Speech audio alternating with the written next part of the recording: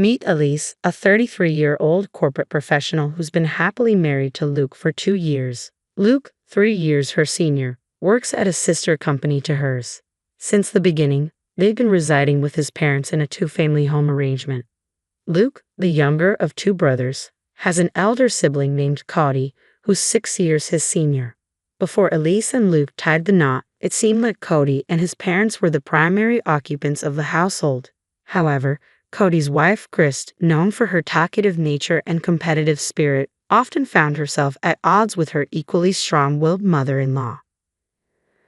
Eventually, Cody and his father had enough of the family disputes and decided to move out. Despite living alone since he started working, Luke and Elise never seriously considered the idea of residing separately from his parents. So, when Luke's mom suddenly declared that they would be moving in after marriage, it caught both Elise and Luke off guard. Elise had assumed they would continue living in her current apartment until they decided to start a family, as it was convenient for her commute. However, it seemed that living together was inevitable in their family's eyes. Although the idea initially unsettled them, they realized that the commute wouldn't differ much whether they stayed at Luke's apartment or his parents' house. Besides, the ancestral home, crafted by Luke's grandfather, boasted both a main house and a guest house, promising ample privacy. Reluctantly, they agreed to move in. However, Elise soon found herself regretting the decision. Luke's mother, in her mid-60s, began complaining about back pain and dizziness, leaving all household chores from cleaning to laundry and shopping squarely on Elise's shoulders. As a full-time worker, even sharing chores with Luke barely managed to keep our lives and his parents' lives in order. Then, an unexpected financial burden hit us. Firstly, the guest house needed serious renovations. Initially appearing livable from the outside, stepping in revealed a dire need for more than just patch jobs. The bathroom, kitchen, roof, floors, everything showed significant wear and tear. Yet it was our space, and naturally, we committed to paying for the renovations. What caught us off guard was when my mother-in-law demanded the same renovations for the main house upon seeing the newly refurbished guest house.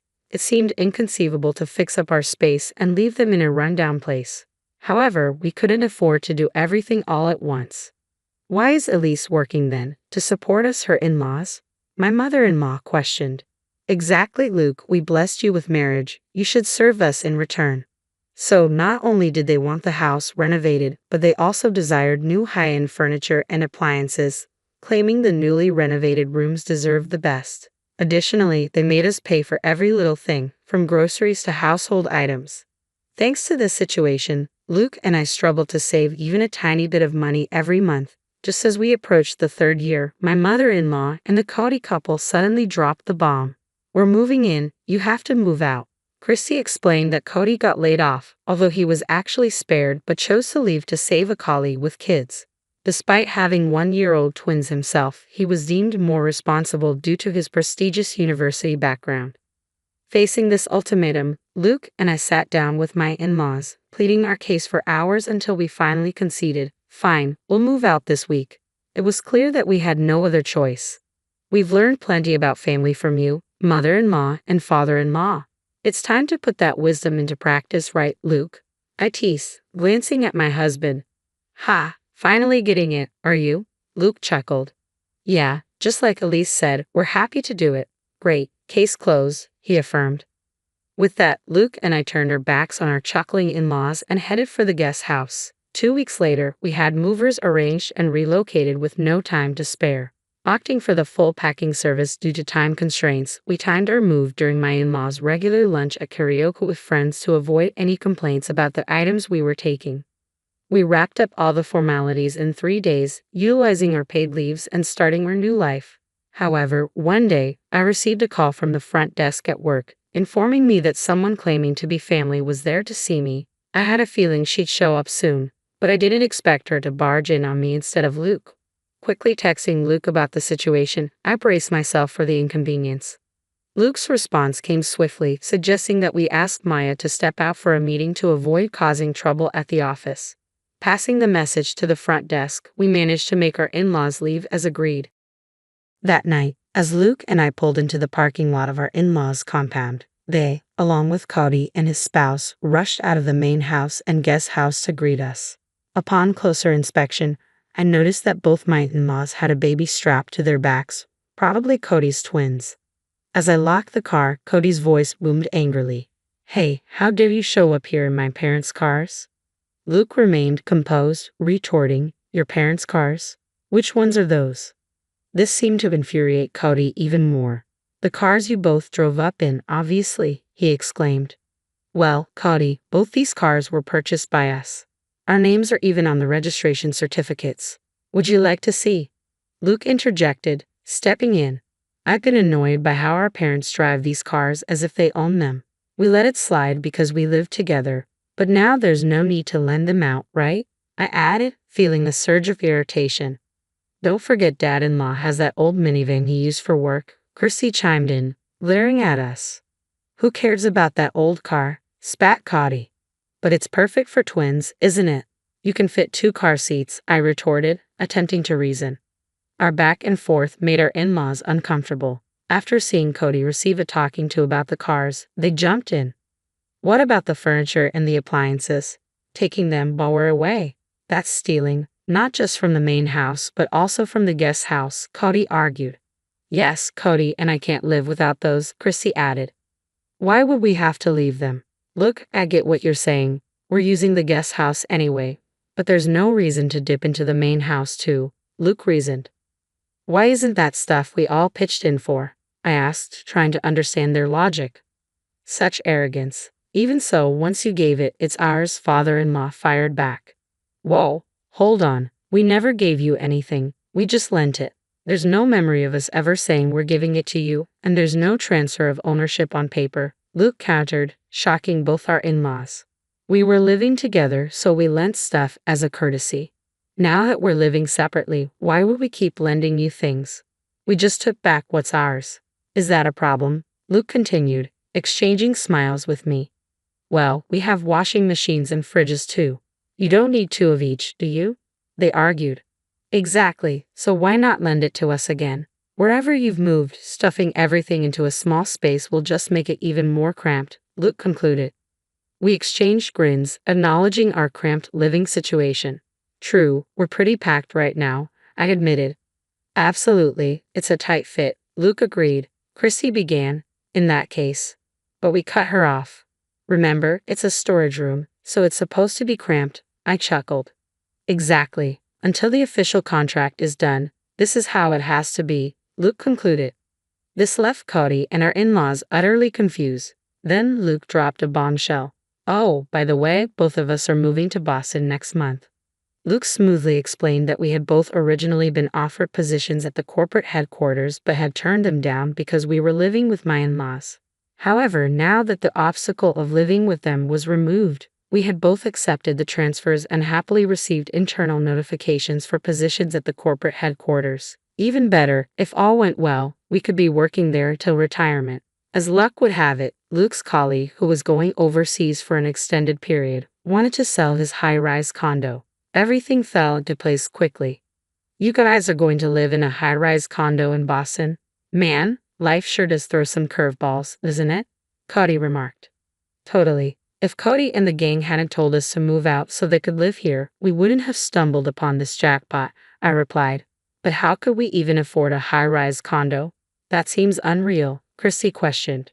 That's thanks to Alisa's dad. He provided the down payment, Luke revealed.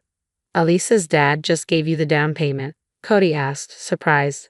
Yes, my sister is inheriting the family property, so this is sort of a trade-off. Plus, a previous owner asked if we could hold on to his modern altar until, upon my return to the country, I proposed lowering the asking price, and he agreed, securing a significant discount.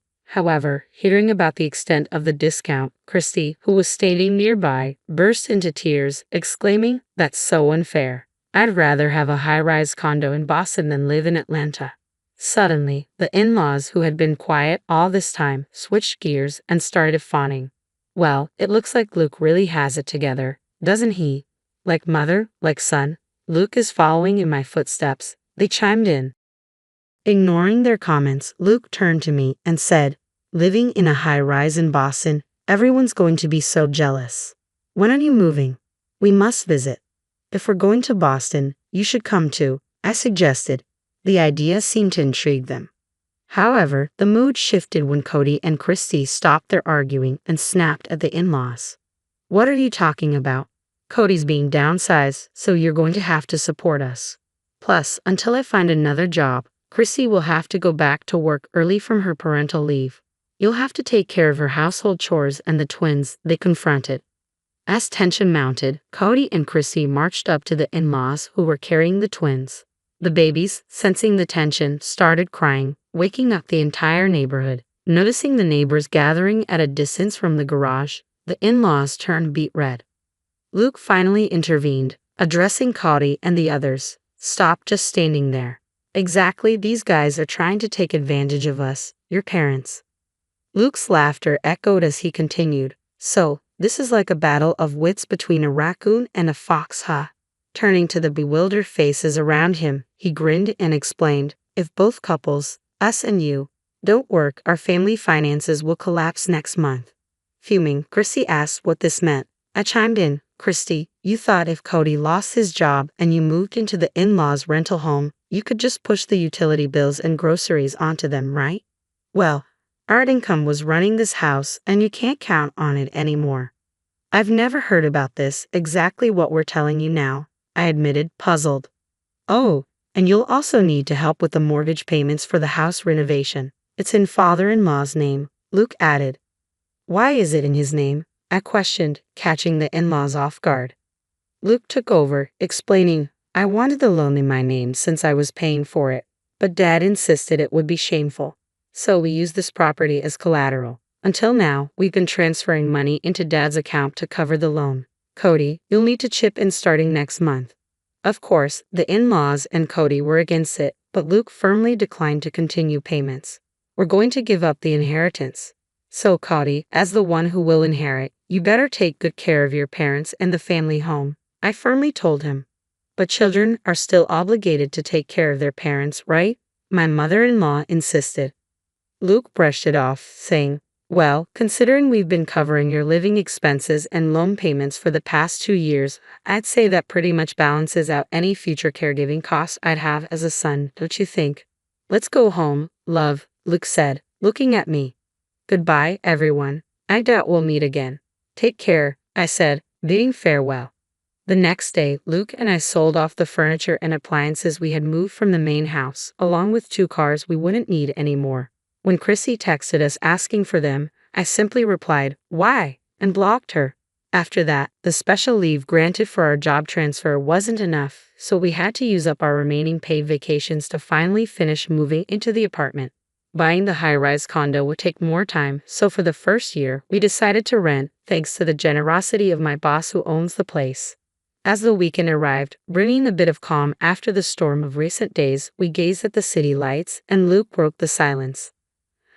"I know I've been a hassle this time, but thanks for sticking with me," I said, feeling grateful for Luke's patience.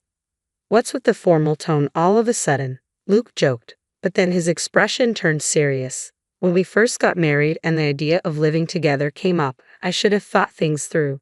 But back then, I was just happy you chose me over Cody, who I'd been compared to since we were kids." He continued, reflecting on how we had mindlessly followed his parents' wishes until they told us to move out to make room for Cody and his family due to the company restructuring.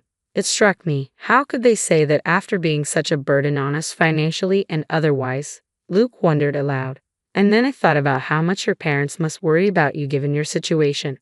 He explained that he sent an apology email to my parents, and their response was heartening. "If we promise to make our daughter happy in the future, the past can be forgiven." Encouraged by this, when they discussed the down payment, they lent it to us without a hitch. Luke made a promise to do everything in his power to protect our life together, just the 2 of us and our future children, if we were blessed to have them. However, on the other hand, it seemed my in-laws were struggling. Despite pulling from their retirement income, they could barely afford the loan for the home renovation. With Cody's attempts to find new employment proving futile, they were forced to make do with Christy's salary now that she had returned to work. Arguments were frequent, often loud enough to hear outside the house. A former colleague even reached out to me, mentioning gossip about them skipping town, as they had cut off all contact with Luke and me. They even resorted to reaching out to my parents, but my dad immediately changed his phone number, seeing it as a small but significant step, given how they had belittled my family and neglected pre-marriage courtesies. Now, they had almost no way to get in touch with us. What goes around comes around, I mused.